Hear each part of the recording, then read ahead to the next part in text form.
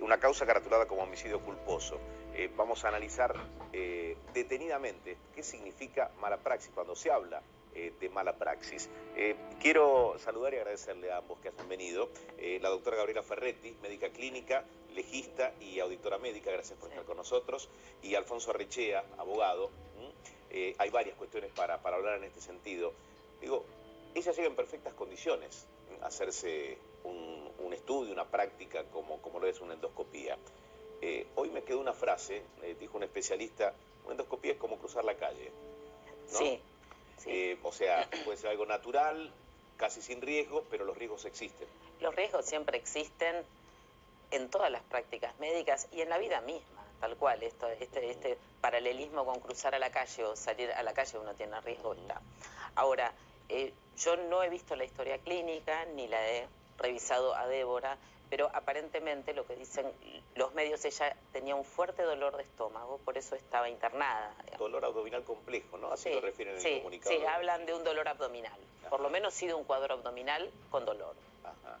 Bien. Eso ¿Esto puede estar relacionado con algún tema cardiológico? Porque para una endoscopía se hacen estudios prequirúrgicos. Digo, ¿cómo es el procedimiento? No necesariamente se hacen estudios prequirúrgicos, sí, porque hay dos tipos de anestesias, ¿sí? Esto es importante hacer la diferenciación. Una es la sedación, donde únicamente se da un hipnótico muy potente, que es el Propofol, que es una droga muy segura, que tiene una tasa de complicaciones bajísima, yo te diría del 0,450 y un 1, que tienen que ver con las alergias y nada más. Bien. Y después están las otras anestesias que sí son más profundas, donde hay hipnóticos que es para dormirse, donde vos tenés analgesia, o sea, para que no tengas dolor, y donde lo que se da es un bloqueante muscular para que haya una relajación muscular total, lo que obliga a que tenga que ser intubado y manejado mecánicamente la respiración, ¿sí?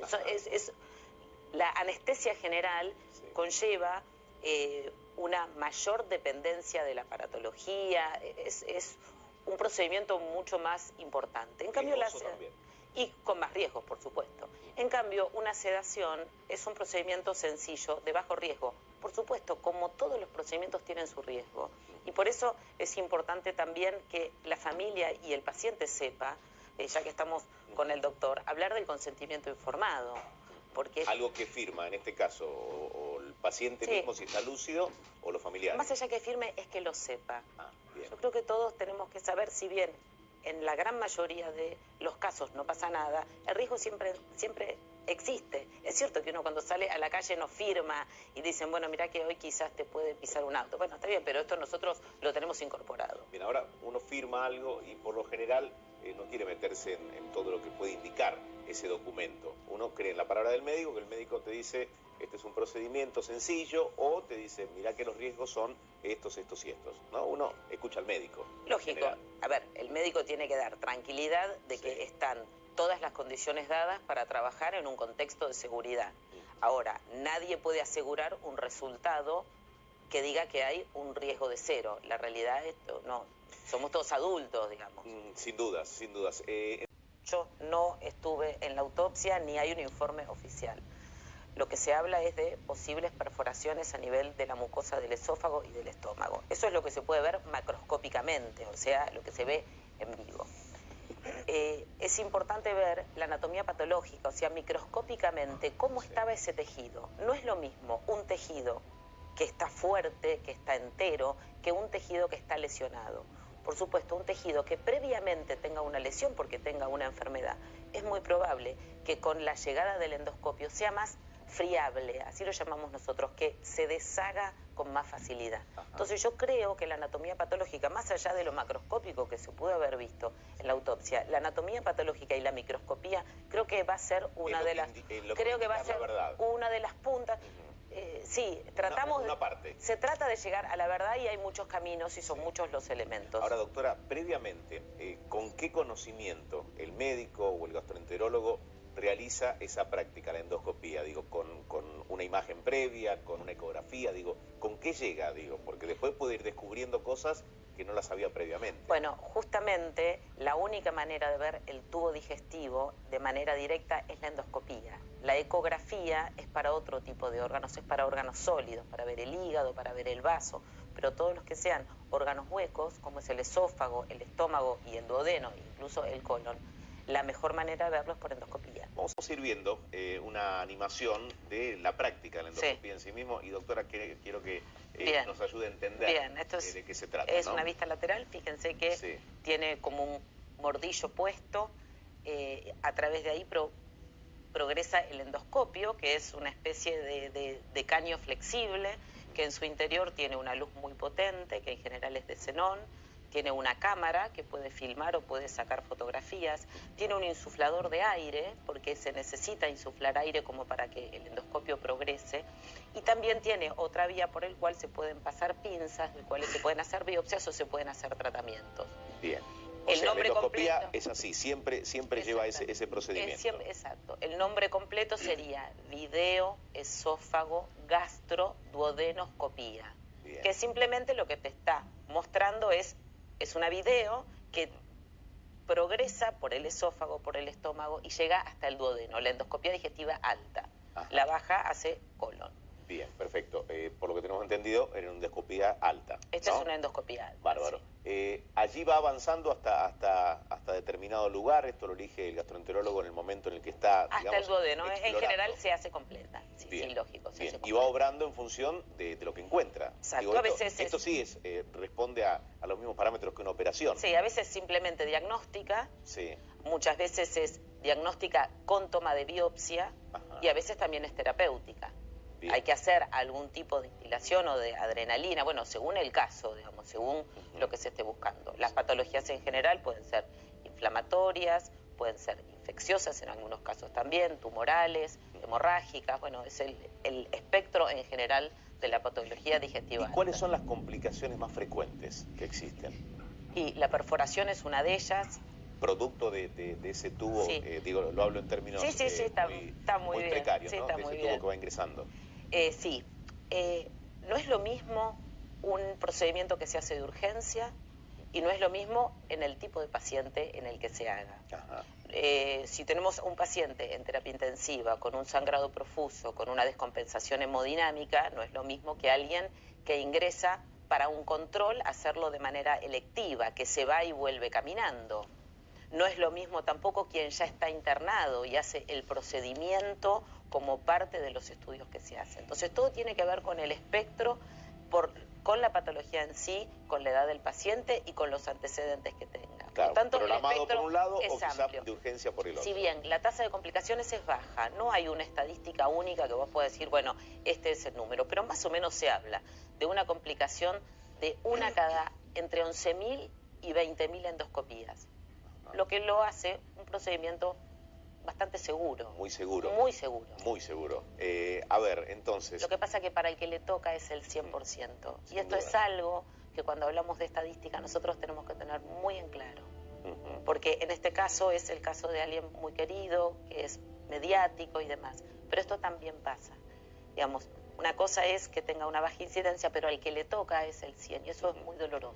¿Puede determinarse que no está en condiciones una persona de hacerse una endoscopía? Es decir, con todos estos datos previos, un estudio cardiológico, y que se diga no está en condiciones de que se le realice una endoscopía. Sí, en caso... ¿Se abortan endoscopías? A eso me refiero. Mira, una de las contraindicaciones es que el paciente no quiera. Yo te diría que esa es una de las... ¿La más común? Sí, y después hay otras que tienen que ver con cómo estén las características del tejido. Ajá. Y otras pueden ser las causas generales. Pero ya estamos hablando de patología grave y esto siempre, cuando se indica un tratamiento o un estudio, es el riesgo con la contraparte del beneficio. Digamos, ¿cuánto beneficio yo voy a tener con esta indicación, con este procedimiento que voy a hacer y cuál es el riesgo que corro? Bien. Si siempre el beneficio es mayor que el riesgo, por supuesto se elige, y esto se habla también con los pacientes. Se está repitiendo, perforaciones en el estómago y en el esófago. ¿Qué provoca?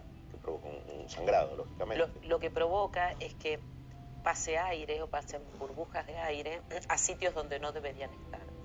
Entonces, en el tórax, si bien están los pulmones que tienen aire, pero están dentro de otro compartimiento. Entonces, cuando el aire está fuera de donde tiene que estar, según la cantidad de burbujas que sean, pueden colapsar el pulmón, el corazón o incluso distender mucho el abdomen, porque es aire que, digamos, fuera del lugar donde tiene que estar. Entonces comprime y puede dar complicaciones. Y allí es donde se registra la complicación de oxígeno, digamos. Exactamente, sí. El neumomediastino, el neumotórax, exacto. Pueden comprimir estructuras vitales. Alguien que ingresa, perdón, doctora, con un dolor abdominal complejo, así lo define la clínica, el sanatorio, en el comunicado escueto que dio cuando ya se conocía la muerte de Débora. Digo, debe recibir determinados estudios, ¿no? Se le debe practicar determinados estudios cardiológicos, básicamente. En general, todos los pacientes que se internan se les realiza una radiografía de tórax, un electrocardiograma y un análisis de rutina. Después, según por la patología por la que ingrese o por los síntomas, se agregarán otros estudios. Pero en general, todos los pacientes que se internan se hace esta rutina. ¿Y qué tan riesgoso en materia de la experiencia que tenga quien realiza la endoscopía? Porque digo, es un procedimiento que uno parece que lo puede realizar cualquiera. Quiero volver a la animación. Cualquiera que tenga el conocimiento y la práctica necesaria para empezar a hacerlo, lo puede hacer. Ahora, ¿cuánto va la experiencia en un procedimiento de este tipo? Es una especialidad médica la endoscopía. En otras épocas podía ser realizada por un cirujano o por un gastroenterólogo. Actualmente hay una especialización. Por supuesto tiene que ver con la práctica y con la formación. Sí, sin duda tienen mucha práctica. Además, no es un aparato que sea hostil. Sí. ¿Y una endoscopía cuánto suele durar? Digo, porque ahí el doctor Jerome hablaba de que a los 5 minutos debió interrumpirse. ¿Tiene una duración aproximada? En general son breves, digamos, según una cosa es cuando hacen la endoscopía y está todo bien y es todo sano y no hay que hacer ningún procedimiento, puede durar 5, 10 minutos. Quizás si tienen que hacer algún procedimiento o una toma de biopsia, un poquito más, 20 minutos, media hora, pero en general son procedimientos muy breves. Yo recién le preguntaba acerca del estado de estómago y esófago. ¿Se conocen en el momento en el que se está haciendo la práctica? Lo que se ve es el epitelio interno, digamos, todo lo que tapiza de manera interna, esófago y estómago. ¿Y qué falta? ¿Qué es lo que no se puede ver? Y el duodeno. No, se ve la cara interna, no se ve la cara externa, por ejemplo. Porque obviamente estamos dentro de una cavidad. Lo que va a dar la anatomía patológica, por supuesto, es el estado completo de la pared. Una cosa es una imagen y otra cosa es la anatomía patológica, donde te describe al microscopio exactamente cuál es el estado de las células. ¿Ha participado en autopsias, doctora? Una vez. Y es un procedimiento que no deja dudas, ¿no? En cuanto al conocimiento de la verdad, ¿no? A lo que todos queremos. Sí, por supuesto, las autopsias tienen que ser completas, metódicas, tienen sus pasos que hay que seguir siempre a rajatabla. O sea, hay un protocolo que... Por supuesto que hay un protocolo, que es un protocolo muy estricto. Yo no tengo dudas que las autopsias que se hacen, incluso por los profesionales que fueron realizados, son excelentes. Es una manera más de llegar siempre a tratar de saber qué es lo que pasó. O sea, se hace con un solo plan, con un protocolo, nadie puede objetar en medio del procedimiento, digamos. Entiendo yo... como hay varias partes. Sí, entiendo que pueden mirar, sugerir, pero por supuesto los únicos que pueden acceder al cuerpo son los peritos de oficio, los del cuerpo médico forense. Claro. Se dice siempre que el cuerpo habla. Y es así. Y es así, es así. Es así. Por supuesto, nada en medicina es 100%. Claro. Nada es 2 más 2 son 4, esto es una realidad.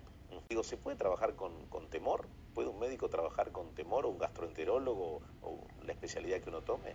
Mira, yo creo que uno no tiene que trabajar con temor, si uno tiene que trabajar con pautas, tiene que trabajar con método, tiene que trabajar, porque no es solo el médico, sino que es la institución también, porque yo puedo ser un excelente profesional, pero si estoy en una institución donde el tablero de luz está mal, y puede ser que yo tenga un corte de luz durante la cirugía, estoy operando yo al paciente, digamos, no es solamente el médico.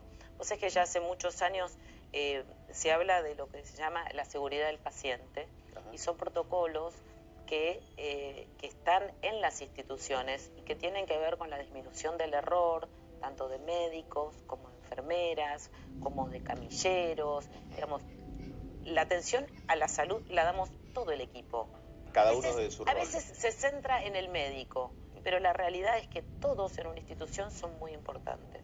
Como te digo, esto de la luz, si hay un corto de luz, si está funcionando bien el electrobisturí, si se toman las normas de seguridad, por ejemplo, para la ventilación y para que no haya infecciones dentro de un ámbito, todos son importantes, todos. Entonces sí, por supuesto uno tiene que trabajar con recaudos, y si uno siempre trabaja con método y trabaja bien, las posibilidades de riesgo o de que ocurra un mal evento van a tender, no te digo van a ser cero, pero van a tender a ser más a cero. A disminuir. A disminuir. A disminuir. Ahora, alguien conociendo esa animación que veíamos recién, dice, no, la verdad yo no quiero realizarme la endoscopía. ¿Hay algo que pueda reemplazar a esa práctica? A la endoscopía, no. No. Yo lo que le diría a la gente es que no le tenga miedo. Está muy estudiado cuando un estudio o un tratamiento están indicados, y siempre va a ser mayor el beneficio que el riesgo. No caigamos en no diagnosticar una úlcera, un tumor de estómago o de esófago, porque realmente el desenlace ahí va a ser mucho peor cuando no es tomado a tiempo. O sea, porque se ha generado un temor ilógico, de cancelaciones de turnos y demás. Exactamente. Yo lo que quisiera, y creo que desde los medios también es una responsabilidad, decir, bueno, esto ocurrió, lamentablemente ocurrió, eso no lo podemos negar, a alguien que es muy conocido y muy querido, pero también salva muchas vidas. Las endoscopías y muchos de los procedimientos, tanto diagnósticos como terapéuticos, salvan vidas. Entonces, no nos olvidemos, no temamos de esto. Eso es lo que tenemos que también decir desde acá. El paciente tiene el derecho de conocer la práctica que se le va a realizar y el estado de su salud, y además conocer exactamente los riesgos a los que se está sometiendo. Como decía la doctora, tiene que tener elementos necesarios para hacer un análisis de riesgo-beneficio desde su conocimiento, es decir, un conocimiento formado tiene que expresar de una manera clara, en un lenguaje que el paciente pueda comprender, el procedimiento que se le va a realizar y los riesgos que este procedimiento puede acarrear. ¿Esto lo redacta la clínica, el sanatorio? ¿Es de forma? Mira, lo que se trata es que no sea de forma, justamente. Bien. Porque se tiene que adaptar a cada situación en particular. No es lo mismo los niveles de entendimiento según las edades y según los niveles de educación. Esto es importante. Sí. En general puede haber una proforma en alguna parte, ¿sí?, que tiene que ver con lo estrictamente legal quizás, pero sí la explicación detallada de cuáles son las complicaciones, qué posibilidad de que esta complicación aparezca y qué es lo que puede pasar. Porque siempre la decisión está en el paciente en hacerlo o no. Venimos de una época donde el médico de alguna manera decidía, y estoy hablando de hace muchísimos años, donde el médico decidía sobre el paciente, y la verdad es que no. Esto es un derecho individual. Lo que sí el paciente también tiene que tener, y como paciente hay que tratar de superar, y me incluyo, es decir, bueno, voy a aceptar que esto que voy a hacer tiene un riesgo. No, bueno, firmo rápido y no miro. No, porque esto no cambia la verdad de lo que está pasando. Y siempre hay que tener en claro que la medicina tiene un precepto que es el primum non nocere, que es el principio de primariamente no hacer daño. Y esto es algo que todos tenemos que tener en cuenta. Primero es no hacer daño. ¿Qué recomendación te gustaría hacerle llegar? Bueno, primero tranquilidad, que es una práctica que si está bien indicada tiene muchos frutos y tiene mucho rédito en mejorar las patologías e incluso en aumentar la sobrevida, más allá de en muchos casos salvar vidas en las grandes hemorragias, realmente salva vidas, que no le tengan miedo, que tengan que entender que como todas las operaciones, cualquier indicación, cualquier procedimiento tiene sus riesgos, pero que siempre va a ser mayor el beneficio que el riesgo. Que no teman, es razonable que socialmente ocurra esto. Esto se ve muchas veces en familias o en grupos de amigos donde a alguien le ocurre algo, rápidamente todo el entorno hace una reacción que tiene que ver con el retirarse y decir, bueno, yo le tengo miedo. Desde los medios, así como se habla mucho de muchos temas, me parece que es importante llevar esta tranquilidad de que es un estudio, que salva vidas, que hace grandes diagnósticos, que ha sido un gran avance para la medicina, que es algo mínimamente invasivo y cuyo riesgo es bajísimo. Eso hay que... Y es razonable que se Es difícil, ¿no? Procesar eso en un momento así. Lógico, en este momento también tenemos que nosotros permitirnos esto, permitirnos, bueno, unos días quizás de miedo, unos días donde esto ocurre porque es humano, porque somos absolutamente todos humanos. Y bueno, pero saber que desde lo fáctico, desde lo real y desde lo concreto, estamos hablando de un procedimiento de muy, muy baja incidencia de complicaciones. Ahora, ¿cómo sabemos, cómo podemos reconocer como pacientes quién trabaja bien y quién quizás y en eso tiene controles ligeros? Hablar con el médico de confianza de uno y también confiar en las instituciones a las que uno está, digamos, a las que uno tiene acceso. Algunos pueden ser la medicina privada, el hospital público. Siempre es bueno tener un médico de cabecera, por más que van avanzando y cada vez está más tecnologizada, no sé si es una palabra correcta, digamos. Sí, no, pero es cierto. Pero cuanto más tecnología hay en esta era de la rapidez, yo creo que siempre tenemos que volver, sobre todo con lo médico, al médico de cabecera, al médico que nos conoce, al que nos puede escuchar. Vos sabés que es tan cierto lo que decís, porque vivimos muy acelerados y vamos directamente al especialista, cuando quizás el médico clínico lo resuelve de otra manera. No todo es estudio complementario. Bien. No todo es estudio complementario, el interrogatorio, el contar qué es lo que pasó, yo te diría que es una parte muy importante y a veces se pierde por los tiempos, se pierde porque el propio paciente no puede tampoco utilizar el poco tiempo que tiene, que eso es cierto, y esto es una crisis que tenemos en medicina, pero como pacientes de tratar de hablar puntualmente de lo que pasa y contar y no pedir o exigir el estudio. Claro. Ni la tomografía, ni la endoscopía. Poco menos uno va a decir, vengo a que me ordene una ecografía porque tengo un dolor de tal tipo. Porque lo vi en internet. Bien. Y esto también, volver a las fuentes es lo mejor, y al médico de cabecera. Gracias por el modo tan respetuoso en el que hablaron del tema.